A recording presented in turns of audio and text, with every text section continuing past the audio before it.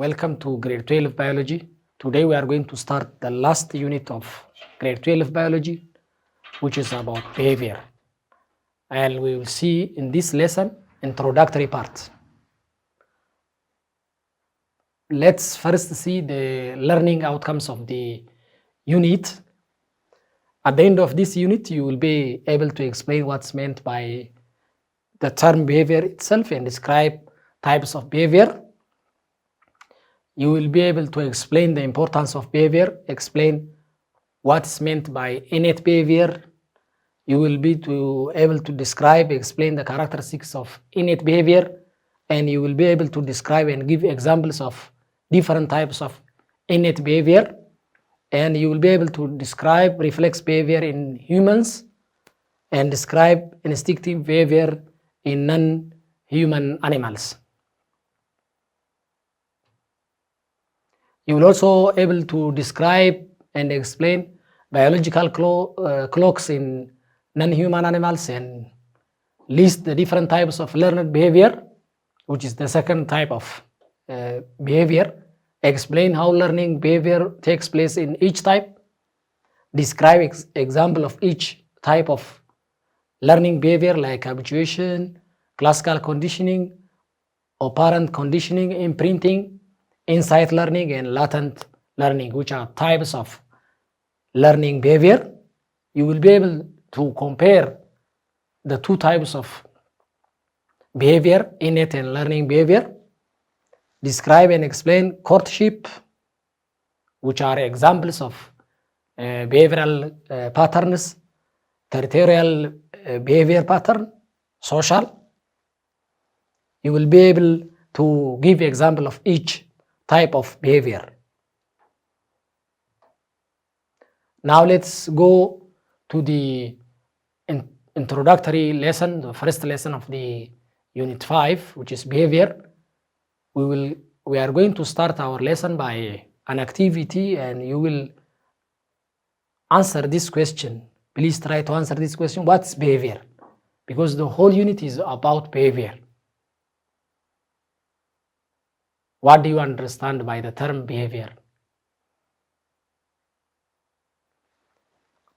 Well done. Behavior can be defined in different ways. One of the definition is it is observable response a person makes to any situation or an organism, a manner of acting or conducting yourself. These are examples of how you can define the term behavior in a simple way. Observable response a person makes to any situation, a manner of acting or conducting yourself, the way a person behaves toward other people, this is also behavior, the action or reaction of a person or animal in response to external and internal stimuli. The response or reaction or movement made by an organism in any situation. That was a general definitions of biology. However, in a biological point of view, none of the above definitions that we have seen, except the last two, are even closest to the definition of behavior. So behavior in biological point of view can be defined as coordinated response of an organism to an internal or external stimulus. We will define what's response and what's stimulus. Behavior is a coordinated response of an organism to an internal as well as or external stimulus. Let's see components of behavior. Receptor, effector, and the coordination itself is, they are components of behavior. Receptor is a cell or group of cells that receives and processes stimuli or message. So a cell that receives and processes the stimuli is known as a receptor. Effector is any part of an organism that produces a response. Any part of an organism that produces a response to the stimuli is known as effector. So receptor is a cell or a group of cells that receives the stimuli and processes the stimuli to do what? To give a response. So the part of an organism that produces a response is known as effector. So the linking between coordinating system that influence the receptor and the effector, there is a connection, and that is known as coordinating system or system of coordination that links the receptor and the effector. The receptor receives and processes the stimuli, whereas the effector produces the response of that stimuli.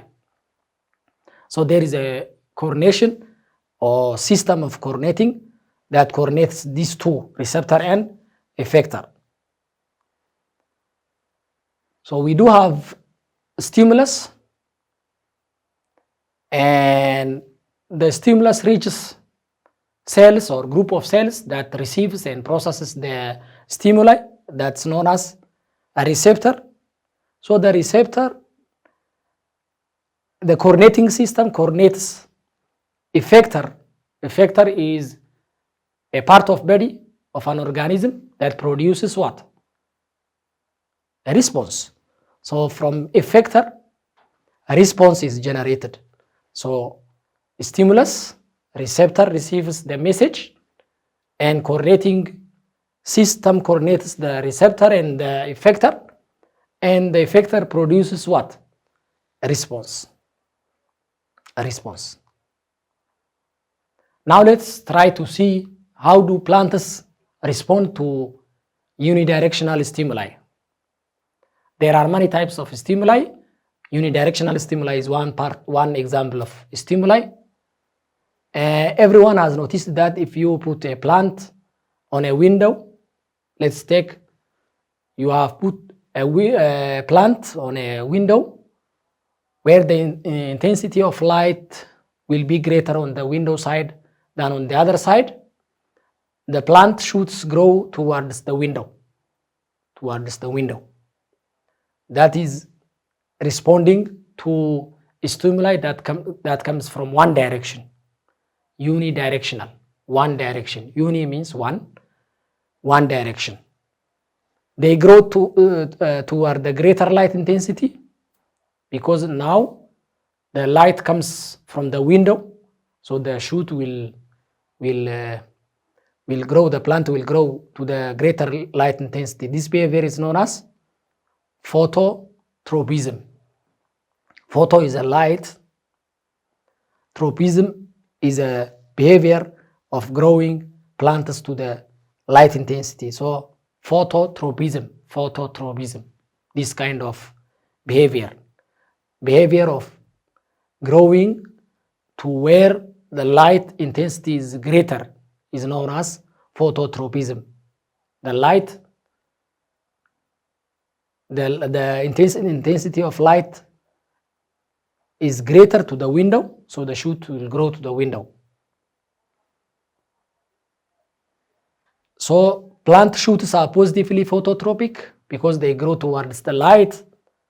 We have seen that the plant shoot grows towards the window where there is a high light intensity, and this is known as positive phototropic. Phototropism could be classified into two, positive and negative. So shoots are positive phototropic because they grow where the light intensity is high. The response is more even marked in young seedlings. So you see here in this diagram or picture, the window is here and the light intensity is high here. Because of this high light intensity, the shoot and the plant grows towards the window. Stem grows toward the area of greatest light intensity. So light intensity is high to the window, and the plant grows, and the growth tends towards the window. This is known as phototropism. So phototropism is a tendency of parts of plant to grow toward light. When it comes toward the light, it's positively phototropism. Away from the light is the opposite of positive and negative phototropism. It is called negative phototropism. So a plant can grow away from the light or towards to the light. When it becomes toward to the light intensity, it's known as positively phototropism, positive phototropism. And when it becomes away from the light intensity, we call it negative phototropism. Axon is a type of hormone that helps to produce phototropic response. There are hormones that are useful to produce this kind of behavior. One of example is axon. So phototropism in plant shoots light from the window from one side, unidirectional. Receptor cells receive the light. Axon produce and move away from the light that coordinates the effector. Cells on dark side of stem grow faster. Shoots grow towards light. So this is the response. This is the response. This is coordinating system, axon coordinates. The stimuli here is the light. Light is a stimuli. So the receptor are cells in the shoot, tip of a shoot. Axon is the coordinating cell, it coordinates and move away from the light. Cells on dark side of the stem will grow faster, and the shoots will grow toward the light. That's response. Now let's see how do simple animals respond to stimuli. Simple animals respond to stimuli. We have seen plants, let's see animals. There are two different responses in animals. One is taxis or taxis in singular form, in which animals move along a gradient of intensity of stimulus toward the greatest intensity of the stimuli. That's known as positive when it becomes toward the greatest. Sometimes away from the greatest intensity, that's opposite of the positive, negative taxis. There is a directional response to directional stimuli. So if there is directional stimuli, then the response will become also directional. So the intensity of the stimuli will affect, in this time we call taxis. For example, unicellular prototaxician Igulina, which is one example of unicellular organism, swims using the flagellum toward this area of increased light intensity. This is positive phototaxis. So Igulina moves or swims towards the area where there is high light intensity. This is known as positive phototaxis. This allows the organism to photosynthesize efficiently, because light, sunlight or solar radiation is very important for the process known as photosynthesis. So this is a kind of taxis which is positive, and the stimulus is the light. That's why we call it phototaxis. The other how animals respond is by kinesis. Kinesis or kinesis in a singular form, in which a change in the intensity of the stimuli brings about change in the rate of movement. Here the change in the intensity of stimuli brings change in the rate of movement, not a change in the direction of the movement. Not the direction, but it affects the rate of movement. For example, wood lice increase their rate of movement in a bright light. Wood light, when they are exposed in a bright light, their movement increases. This increase in the probability that they will move into a dark area where it's usually more humid and they will lose less water. So wood lice increase their rate of movement in a bright light. So this is known as kinesis. Why is it important to study behavior? Behavior is the study of animal behavior, is often called ethology. The general term which is used for the study of animal behavior is ethology, and the biologists who work in this field are known as ethologists.